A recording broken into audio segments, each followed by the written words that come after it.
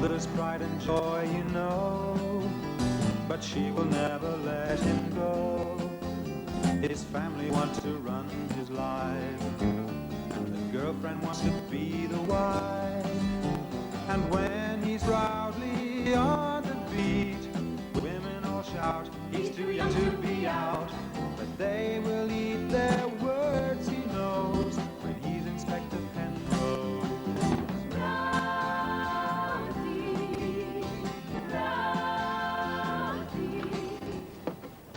Rosie.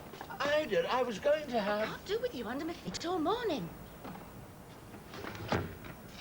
another cup of tea.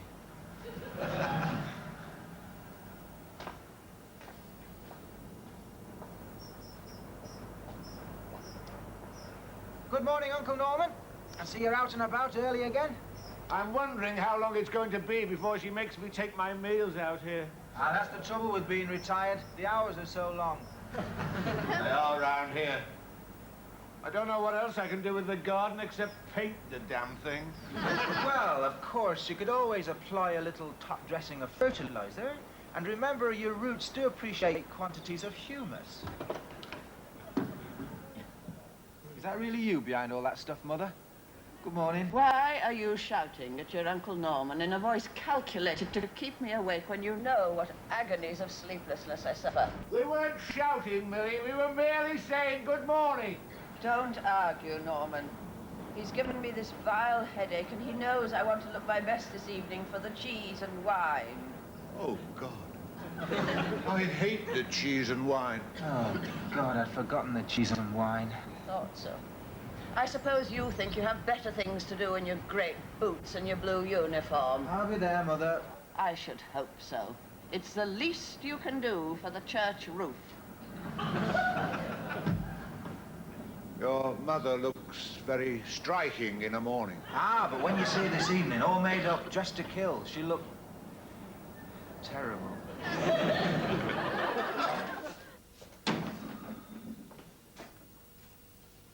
Sit down here. It may surprise you to learn that's just why I got hold of the chair. Get your breakfast. With that very thing in mind. Here's your napkin. Yes, I was just looking for me napkin. Milk. No, actually, I was looking for a weak solution of chloraphetamine. There you are. Just covering the bottom exactly how you like it. Auntie Ida, there is no need for you to wait on me hand and foot. Oh, just a minute. Did I put any tea in it? Of course I did. Well, if I didn't, nobody else would around here. You never listen, do you? Some of us were born to serve, it seems. Well, if we go into the cheese and wine tonight, Of course we're going to do the cheese and wine. Your Uncle Norman's looking forward to it. Ah. Anyway, will you have a word with Mother and tell her it's not a fancy dress? She needn't wear so much makeup. It's quite useless my saying anything to Millie. You know what she's like. She's like Gloria Swanson, Sunset Boulevard. My sister, I'm afraid, is one of those irritating people who never listen.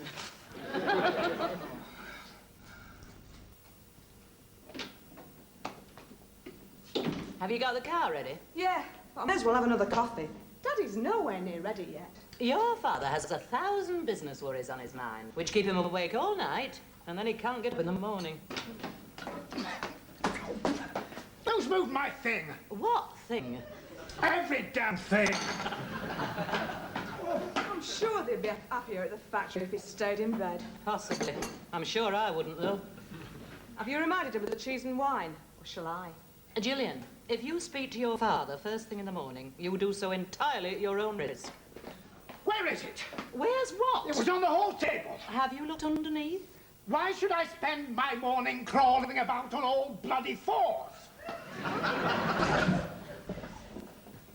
want your promise you'll behave at the cheese and wine party tonight, Daddy. What does she mean, behave at the cheese and wine party?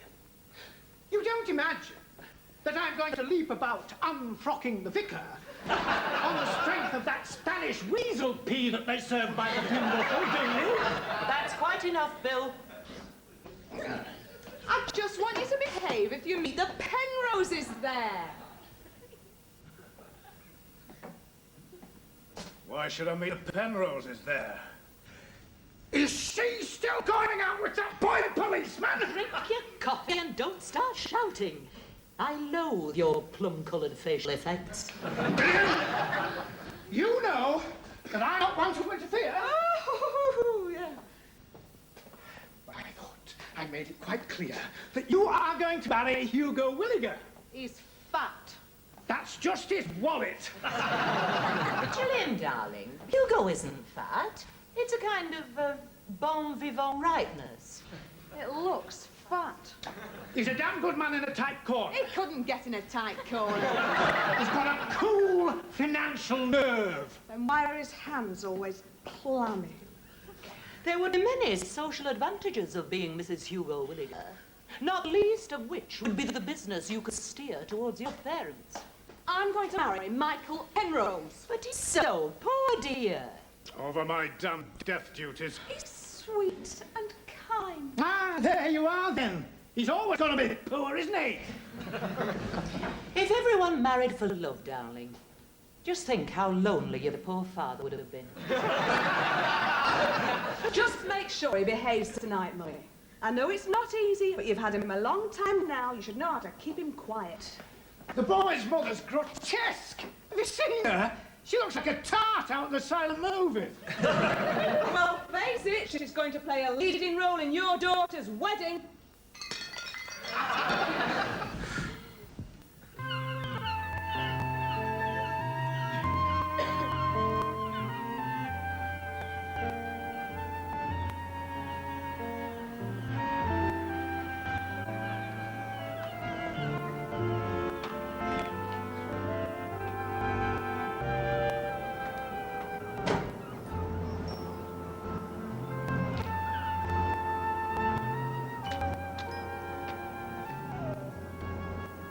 Hi. Listen, Alice.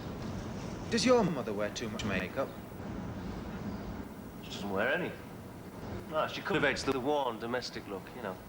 Makes me dad feel guilty stops him running away with Shirley Bassey. She will wear see-through blouses. What? On top of all sorts of antiquated garments, and what looks like a vest. I want us at the station. I didn't hear anything. It's the hills, isn't it? Sometimes you can, sometimes you can't. Well, that's a comforting thought if you're in need of assistance. Oh, well, the moral is never get duffed up unless you're on high ground. But can you go through life avoiding valleys? Oh, you can try. No one in the Ogden today. There's usually some idiot bathing, no matter what the weather. And swallowing it in great mouthfuls. Must be very nutritious. It's full of dead sailors and bits of fish. Where we all came from, Rosie. There's at a point in time when one of your ancestors came slithering up that beach. Must have been my cousin Gerald. He's still not very good on his feet.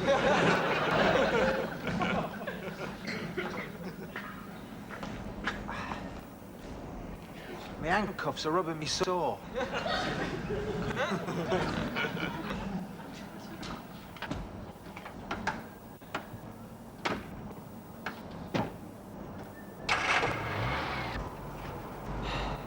Do you think there might just be life on other planets?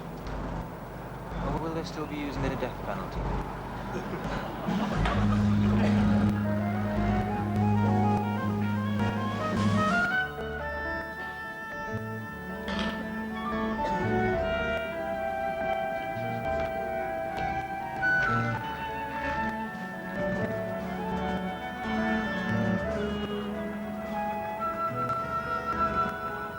Who wants us at the station? Inspector Dunwoody. Oh, God. No, the chief constable is gone. So they say. But whenever there's a clap of thunder, I've always found that there's Dunwoody in there somewhere. Hey, pull up. The old dear's locked herself out.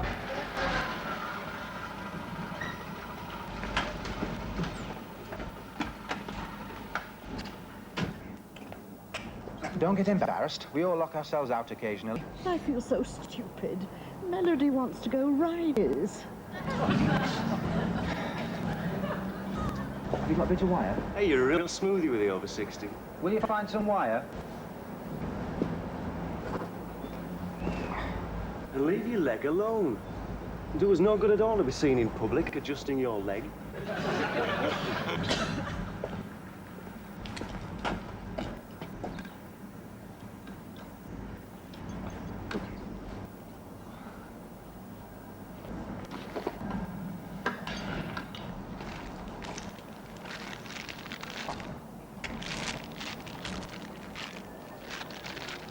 No, no thanks. Yeah.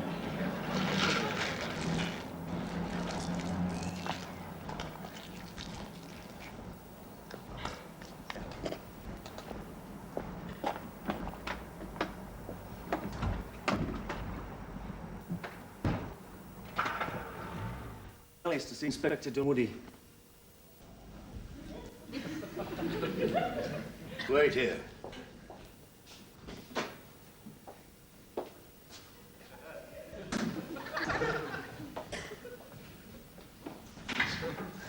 Well, he's a ray of sunshine. It's quite obvious somebody somewhere is running a charm school for sergeants. I wonder what Dunwoody wants us for. What have we done lately that's reprehensible? I think of something. What is it about interviews with senior officers that has this uncomfortable effect on your bladder? The thing is, not to be overawed. That's true, he's only human.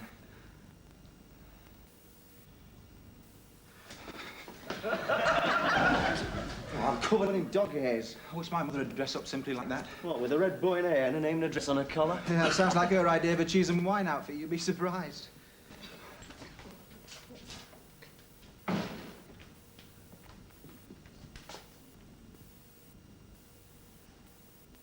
Getting warmer outside. Where's the sergeant? He's in there with the inspector. Dunwoody. Yes. He wants to see me. Us too. He doesn't scare me.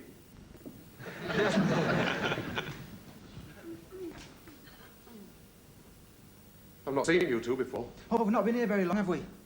I thought not. I'll never forget her face.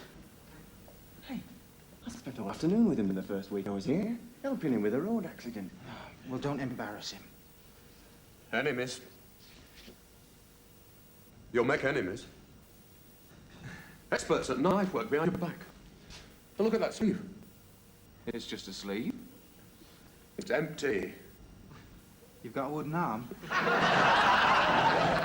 No, on the outside it's empty. I mean, where are the stripes? I know what you've been asking yourself. Why hasn't a man of P.C. Dudley's age and experience been made sergeant? I haven't been asking myself why hasn't a man of P.C. Dudley's age and experience been made sergeant? I've got 22 years. Here, have you been asking yourself why hasn't a man of P.C. Dudley's age and experience Don't been made overdo sergeant? it. I'll tell you why I haven't been made sergeant.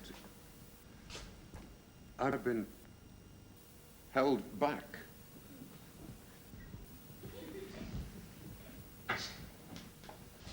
All right, helmets on. Come on through. The inspector's waiting. Stand up to them. Speak your mind. They don't like it, but it's the only way. Coming, Sergeant. I'll just straighten them up a little. Get a move on, you lads.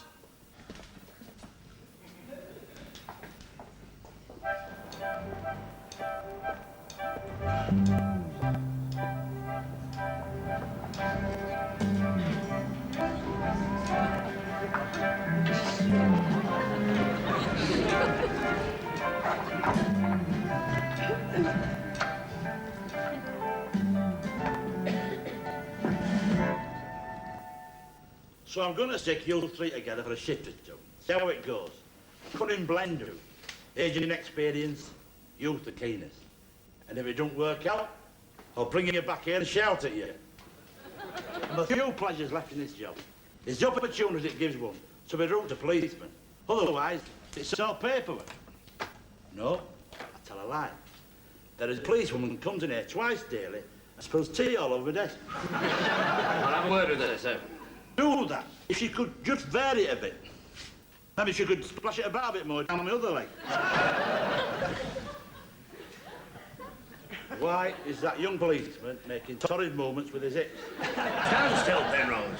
Sir. They come in here, stand in front of your desk, doing bumps and grinds. I shall watch your career with interest, Penrose. Now, the other one's face is jigging about. God, it's just a double act. Get 'em out. All right, you three. Dismiss. Until further notice, their train is in your hands, P.C. Dudley. You can rely on me, sir.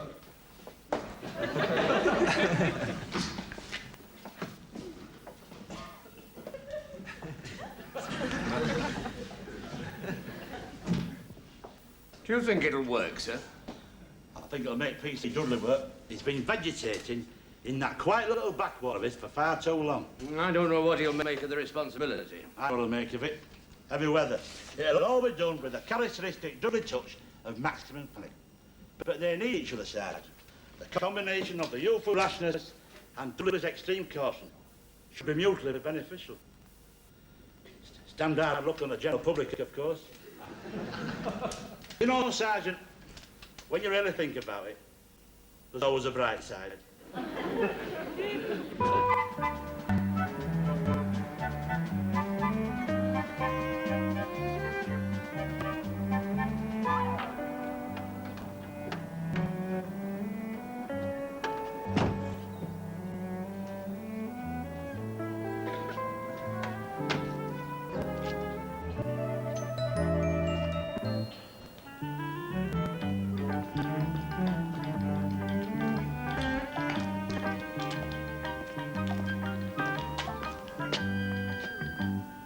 P.C. Dudley is not a happy man.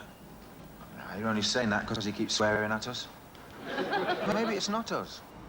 Maybe it's just a general depression.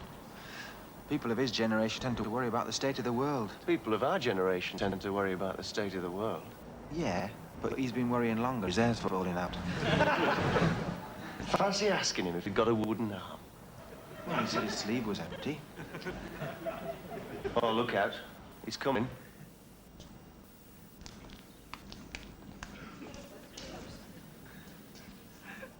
It's a trap. They've set me up. Do you want to drive? You can drive if you'd rather drive. I don't want to drive. I want some time for thinking. I know what you mean. If you're not careful, days just go. Whoosh. What's he on about? Whoosh. I don't know what he's thinking. Sometimes a bit obscure. He reads poetry on night duty. Only when I'm under a lamp. What I meant was, days tend to go by. We get too preoccupied with routine. We don't give ourselves enough time for thinking about things. And suddenly you realize there's another day gone. Whoosh. Got it again.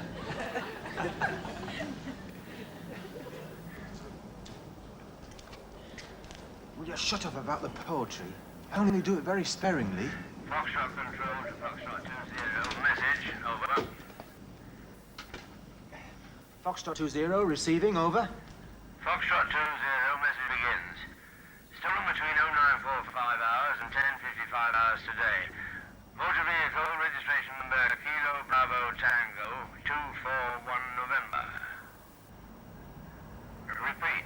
Kilo Bravo Tango 241 November.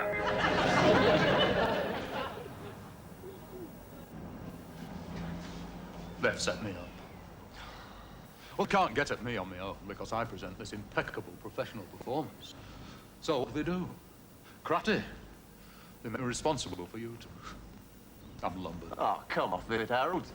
We're a keen young pair. We're not that bad. They're setting me up. They're just waiting for you to drop me in it. Yeah, well, why didn't you argue then? That's what you told us. Stand up to him, you said. You never said a word. Timing. Timing. Well, it's an instinct you get. You've got to know when to strike and when to box clever. Oi! Oi!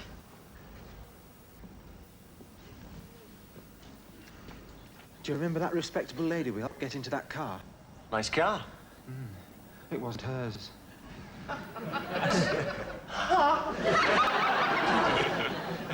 She looked like a bishop's wife.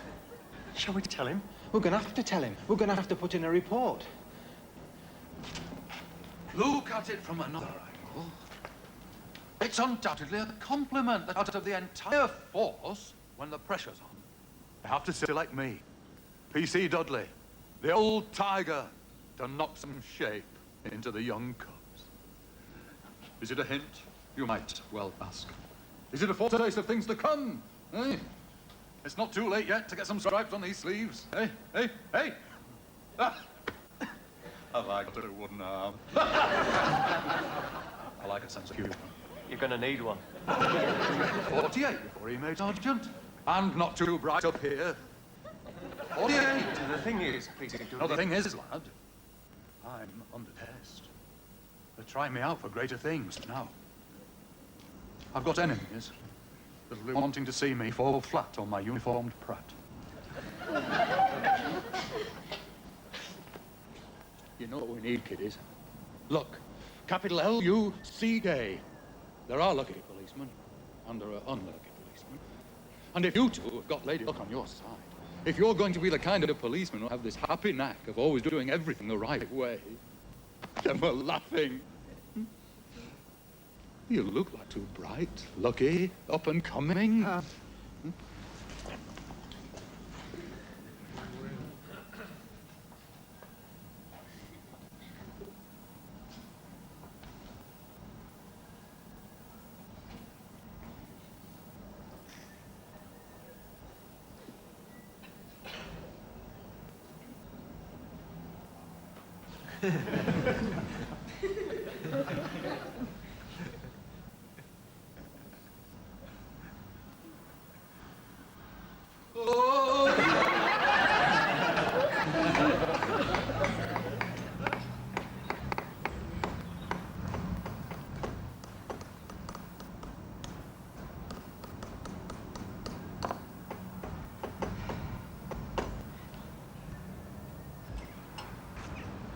Just keep the Penrose one away from your father. Otherwise she'll back him into a corner and start fluttering her eyelashes at him. Not to go on about it, Mother. It makes him very nervous. It does make him nervous when a female under 40 starts doing it.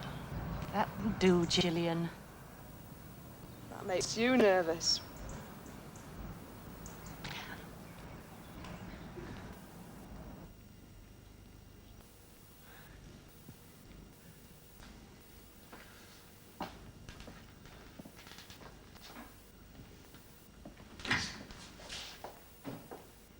Easy, Dennis and Penrose. The inspector would like a word.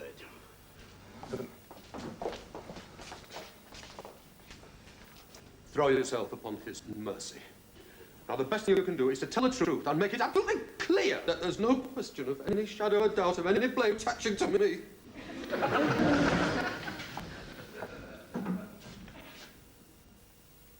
You mean you were out there, in broad daylight, in full uniform, helping a car thief to open somebody else's door? It was my fault, sir. PC Ellis remained in the car. Only at first, sir. I mean, we both actually helped her get in the car. You see? It is a double act. She didn't look like a car thief, sir. You don't have to wear a badge. She was a well-mannered, charming, elderly lady in a fur coat, sir. And so was Jack the Ripper. Oh, we know.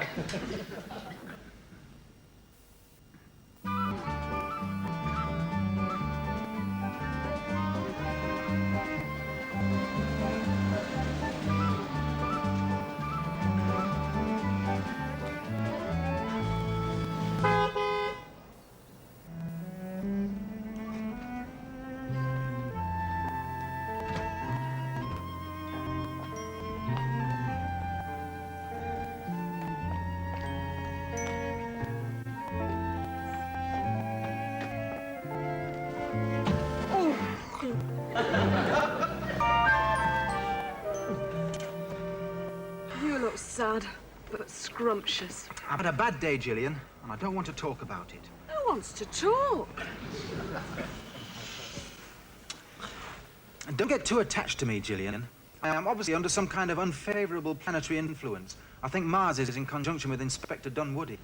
Relax. Venus is favourable. I want you to look at me not just as the future Mrs. Penrose, but also as someone you can practice your unarmed combat with. You're just infatuated with me, Gillian. What kind of a person would I be if I took advantage of that?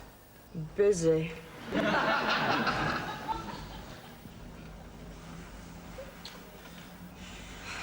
And I wish you wouldn't start talking about marriage again. It's not again, it's merely a continuation of the previous time. It's out of the question for us. Let's face it, Your parents think I'm useless. The inspector thinks I'm useless. Maybe I am useless.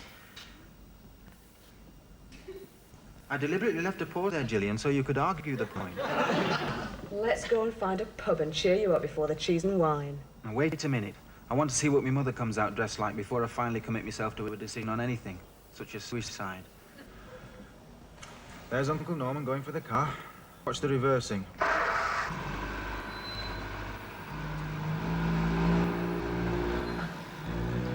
Backing out of the garage is the only time I was ever in the car alone, without my mother and Auntie Ida nagging at him. Watch him.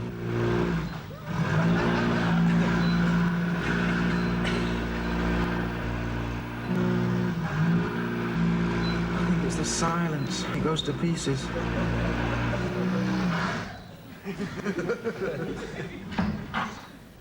Here's Auntie Ida. Watch her give Uncle Norm his final inspection.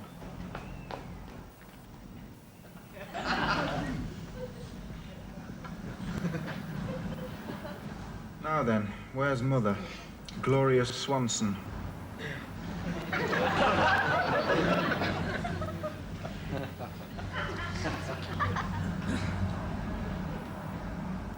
Oh, God, look at her. Well, let's go for that drink.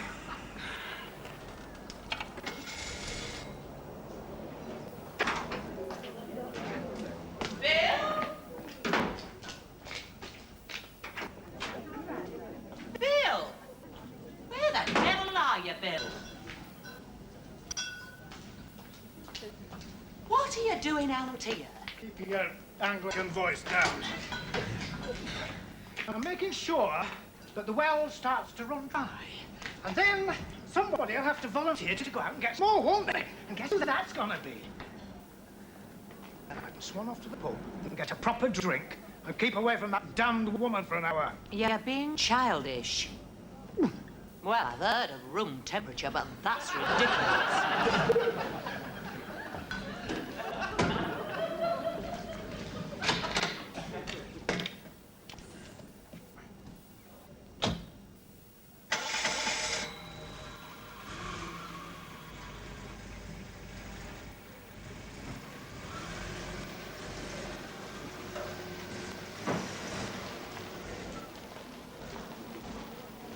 Mr. Chislehurst, it's most kind of you to volunteer. Vicar, if I can help somebody. Quite. Do you think you could take our wine expert? Oh, I can find my way around a few bottles, Vicar. I'm sure you can. I was just wondering whether you'd care to take her with you. Well, now, we can't have the little woman in a panic wondering what I'm going to buy, can we? Wheel her in, Vicar.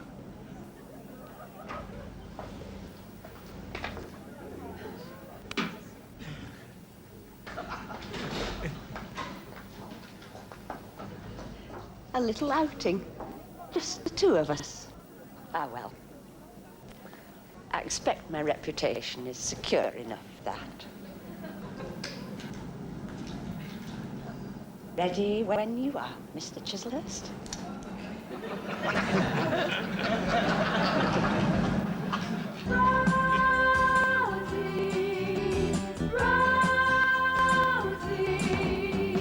May seem like a boy to you, but he's proud to be a boy in blue.